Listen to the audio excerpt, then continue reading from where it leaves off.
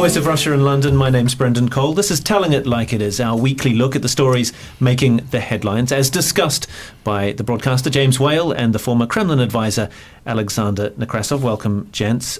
David Cameron seems to have made a U-turn, this time on Syria. There is a debate in the House of Commons today.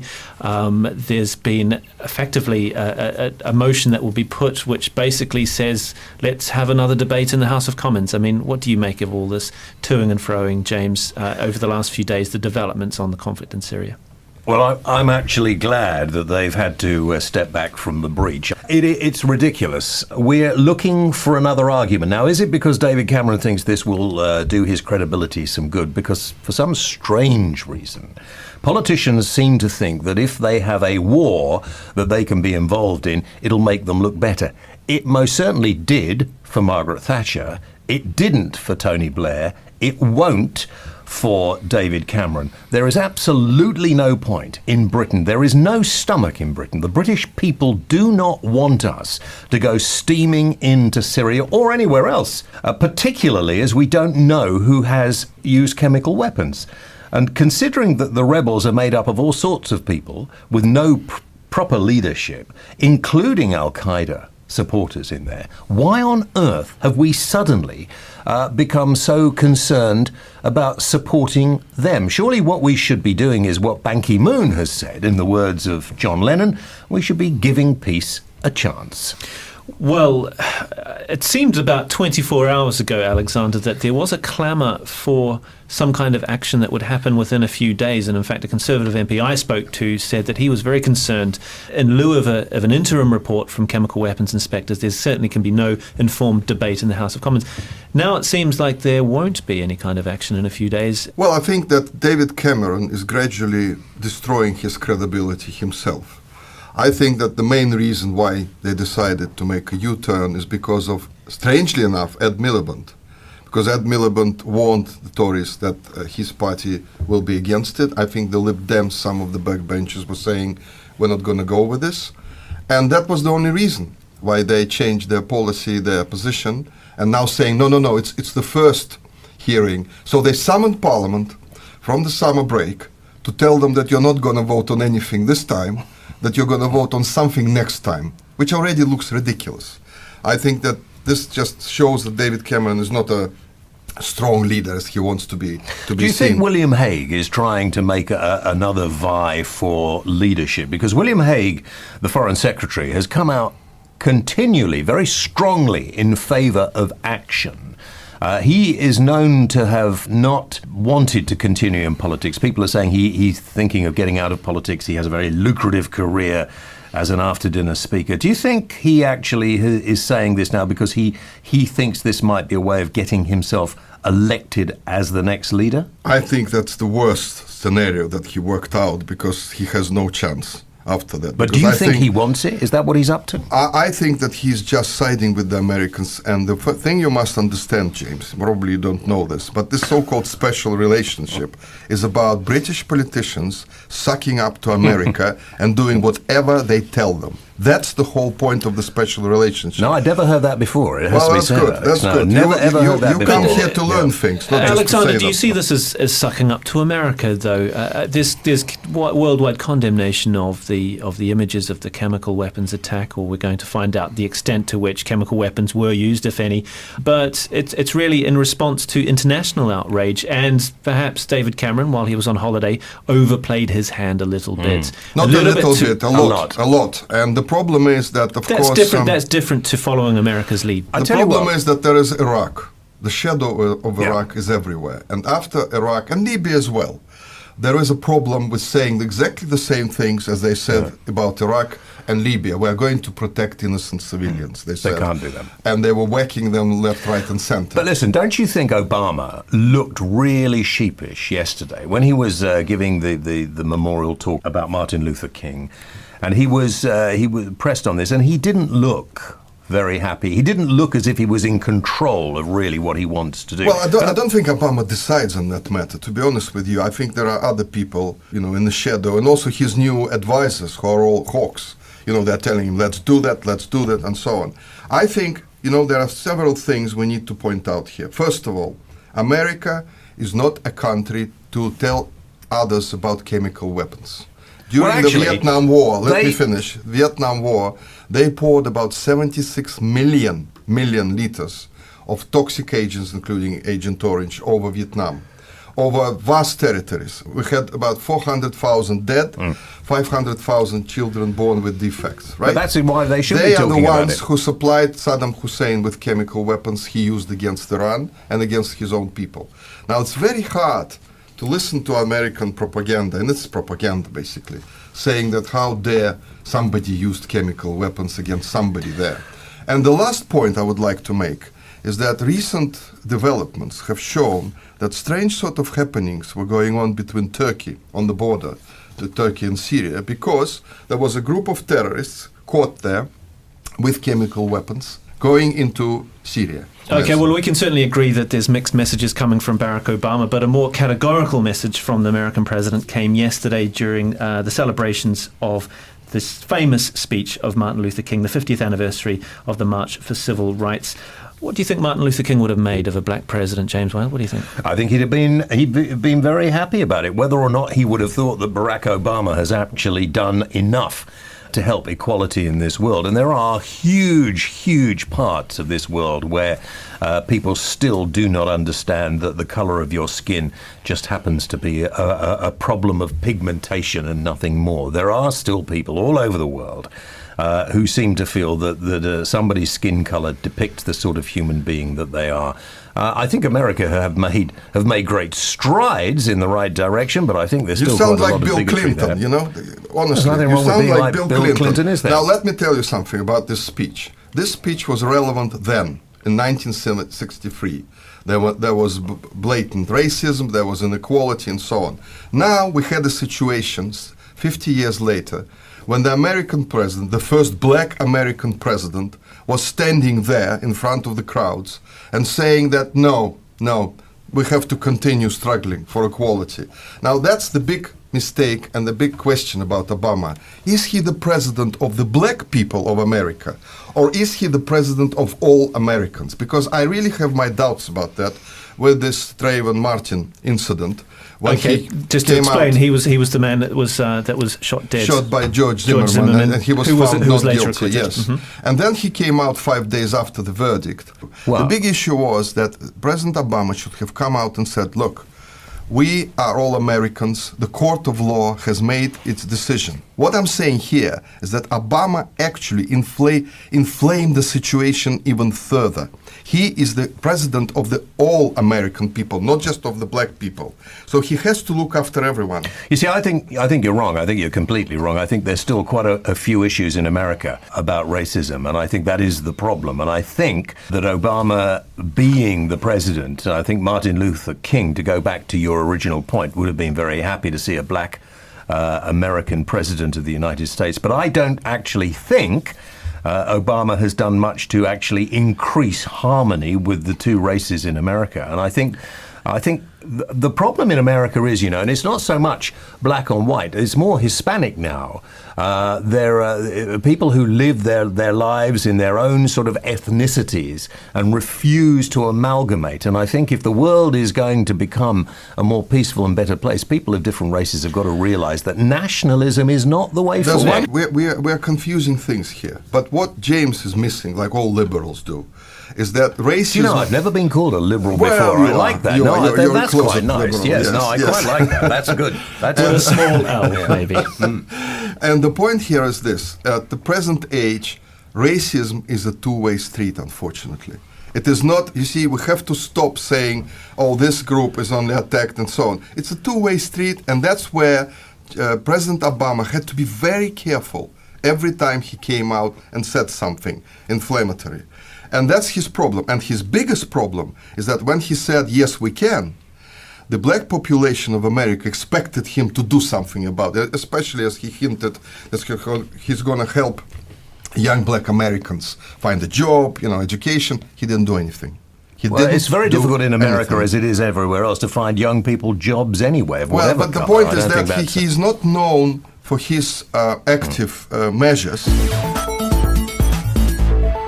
You're listening to The Voice of Russia in London with me, Brendan Cole. This is Telling It Like It Is, our weekly look at the stories making the news, as discussed by the broadcaster James Whale and the former Kremlin advisor Alexander Nekrassov.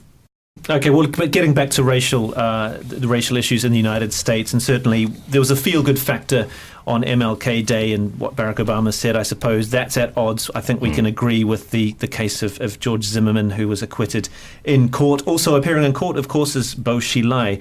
It was a soap opera. Was it a criminal trial? I mean, Bo Xilai is a former Politburo member, but did we learn anything more about China and the upper echelons of power after 5 days in court with Bo Xilai, or didn't we, Alexander? What do you think? I think it was a brilliant case because, first of all, it was stage managed from day one, from the first hour.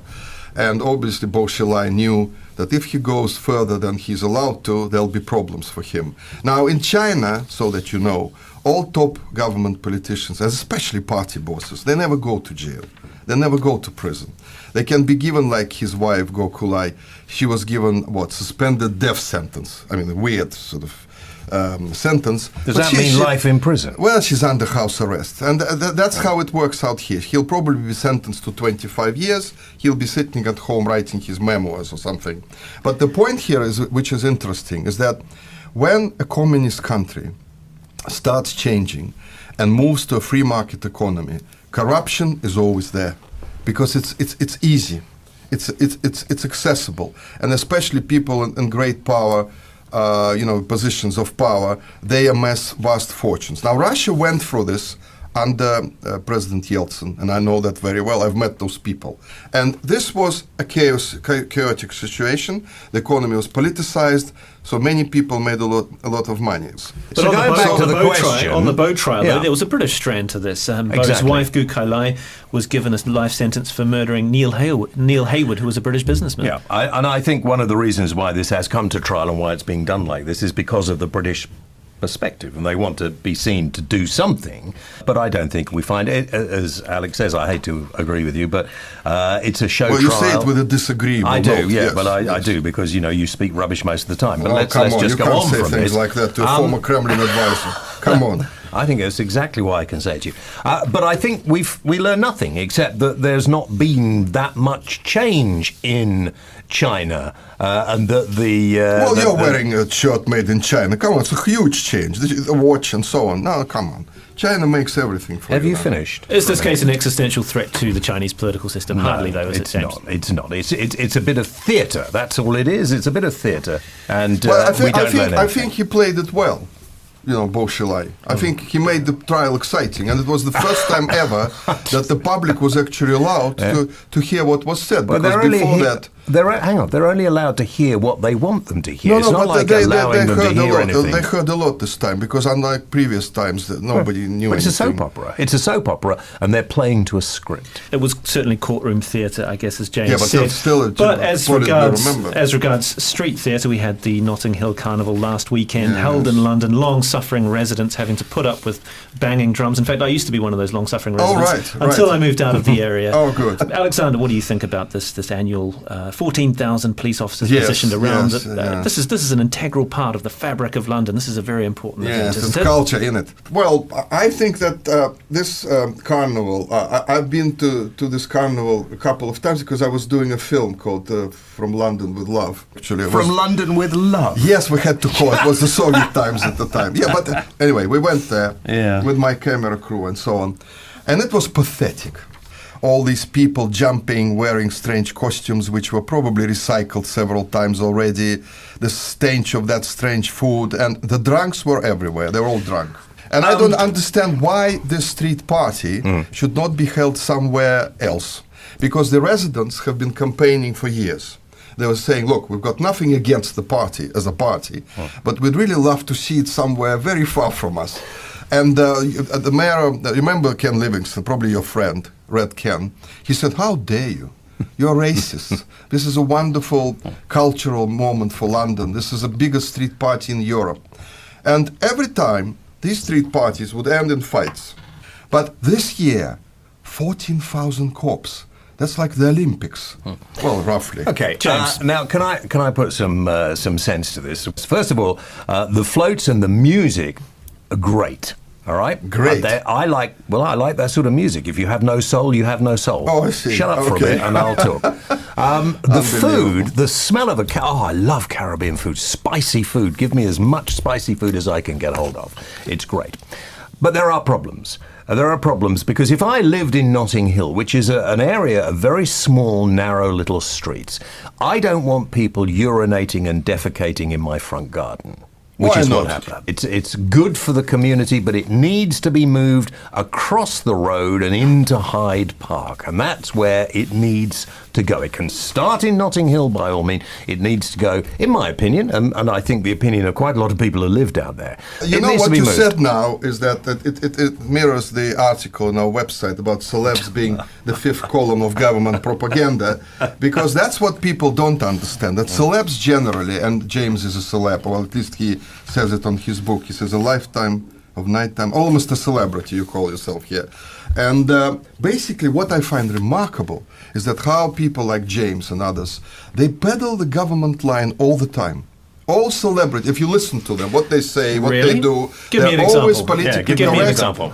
Well, I can tell you that Cara, what's her name, supermodel who replaced... No. Now give me an example of What? me peddling the Well, government line. you just did it just No, I now, didn't. because the government policy is to promote Notting Hill Carnival, whatever it takes. I'm not interested in the government and a policy. multicultural diversity type of way. That's now what we're you were getting to saying. it. Now we're Let getting me to finish it. about You're the getting to the celebrity. fact that you're Let- a let me- Russian, let me and you finish. just cannot accept I grew people up from in England diff- in the 60s. I saw the well, Beatles then play. you so- should be so slightly more forget it. understanding Now listen of to me. people of different So backgrounds all than you those are. celebrities, they're all pushing government propaganda in what way? You're they never talking actually rubbish. say anything Absolute rubbish. that would upset the government. But in Russia, you'd be surprised to know, celebrities have a go at government policy all the time. We have people like Yuri Makarevich or Shevkunov who just go and criticize Putin, criticize the Really? government, the policy, and so on, and nobody does anything to them. By the way, they and continue I to haven't perform. sat on the radio for years having a go at Tony And Blair, you have having your a Stephen go Fry at... going about, plugging government You see, propaganda you're doing it everywhere. again. What about Jamie Oliver? He's a celebrity, and is he peddling a government line, Of James? When course, he says that foreign workers are the best workers, and in fact they make his empire. I think we should great. all boycott his restaurants for that alone. Okay, James, what do you think? Well, as a restaurateur on a small scale myself, my son and his wife have a restaurant. I think there is some validity in this. And it isn't a government line because the government would seriously not want Jamie Oliver to say this. They had Jamie Oliver was one of the sort of darlings of government people. Tony Blair had him in and out of number 10 as often as he could get him in there. You may remember that he had this big campaign to improve school food, which sort of fell flat on its face. Yes. Not because of Jamie Oliver. Now, I've never met Jamie Oliver. I have no axe to grind with Jamie Oliver. But the reason it failed is because the government put him there as the same way they did this woman, Mary Portas. They put her there to save the high streets. And, of course, she came up with ideas which were ridiculous and nobody did anything anyway. I think he has a point. I think there is a point in this country where we don't look upon the service industry as an industry that has any validity. And if you have children, you want them to be doctors, accountants, politicians. So what's bad about that? Nothing's bad about it at all. But you don't look down your nose on somebody who wants to be a chef, somebody who wants to be a waiter, somebody who wants to work in the service industry. There should not be so much pomposity and so much snobbery as there is in this country. And in the service industry in France, it's actually considered a very, very good job to be a waiter, and people choose that as a career. No, Alexander, excuse me. we should excuse take me. a leaf The out of reason their why book. Jamie Oliver says that Eastern Europeans are better workers than the British is because he pays them less and they're more desperate Well, that's for their ridiculous jobs as well. Excuse me. Why that's don't you start speaking with some case. sort of sense behind it? Hold on. No, never mind. Hold on. There are hang on. I'm not going to let you do this. No.